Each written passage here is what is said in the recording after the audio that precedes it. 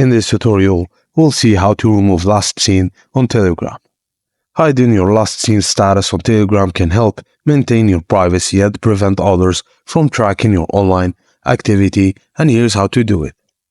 Open Telegram and launch it on your device. Then tap on the three horizontal lines in the top left corner to open the menu. Scroll through the menu options and select Settings. Look for the Privacy and Security option in the Settings menu and select it. Navigate down the Settings page until you find the Last Seen and Online section. Tap on Last Seen and Online to manage your last seen status.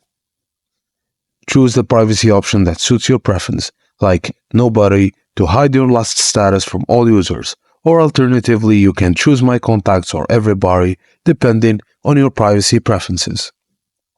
Once you've chosen the desired privacy option, the changes will be applied automatically. And now, your last seen status will remain concealed from all other Telegram users, providing you with increased privacy and control over your online presence. And that's it, guys. Thank you for watching, and please don't forget to like and subscribe for more.